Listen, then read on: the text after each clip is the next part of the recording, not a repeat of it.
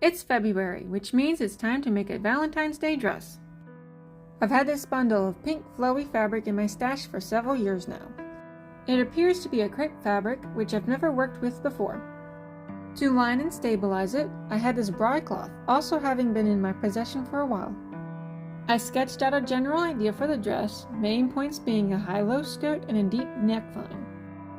I mapped out a bust pattern with masking tape. Somehow I managed to reach almost all the back. I cut the tape up and traced out a paper pattern. To test it out, I whipped up a quick mock-up. Surprisingly, it fit pretty well the first time.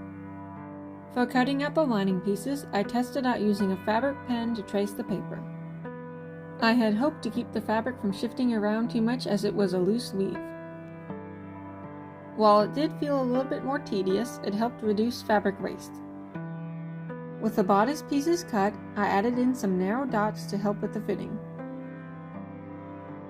Then I sewed the front and back sections.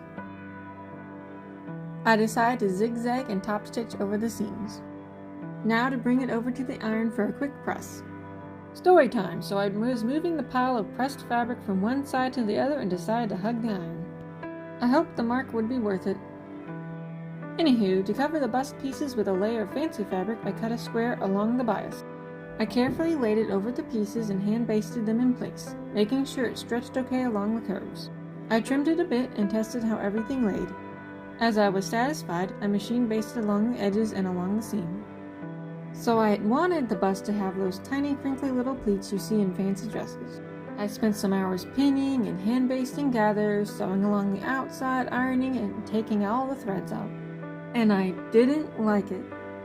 Could see all the pin and needle marks and it just irked me. Instead of stopping here and evaluating, I decided to do the other side and see if it might grow on me. I still hated it. So I spent another hour or so seam ripping at top layer of both pieces. To give myself a break, I put the base layer on the back pieces.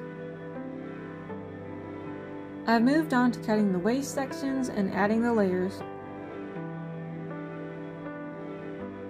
I added a second layer to make things more smooth and opaque. I also finished the edges in a zigzag to reduce fraying. After sewing the waist pieces, I finished cutting out the bodice lining pieces. After assembling those, I joined the front of the bodice. I started adding the lining pieces, beginning with the neckline. Then I added the waist pieces. I snuck in a little understitching along the neckline. Now to make the skirt. I mapped out an elongated circle skirt that was shorter on one side. The skirt was a bit shorter than what I envisioned, but it needed to fit what I had left of the lining fabric. I also needed enough fabric to make ruffles. I tore several strips, something I hadn't tried before. I prepped them by sewing them in half and finishing the edges. Because of the thickness of the fabric, I ended up ruffling them as I sewed them to the skirt. After attaching the ruffles, I hand basted in preparation to sandwich the lining and the ruffles.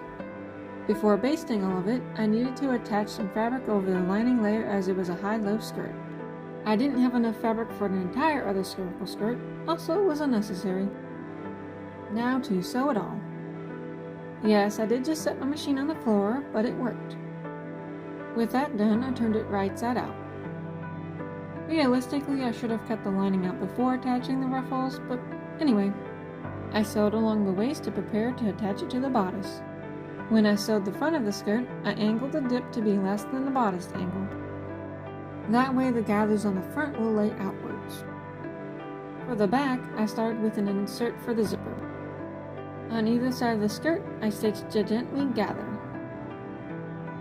Then I sewed in place. I proceeded with installing the zipper. To hold the dress lining in place, I did a lot of hand tacking.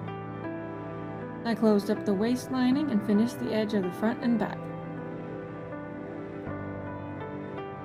For the zipper, I hand tacked the fold and the lining. The armholes were tucked in and hand sewed. I gathered down the bust just a bit. For the finishing touches, I added elastic to the back and a hook and eye.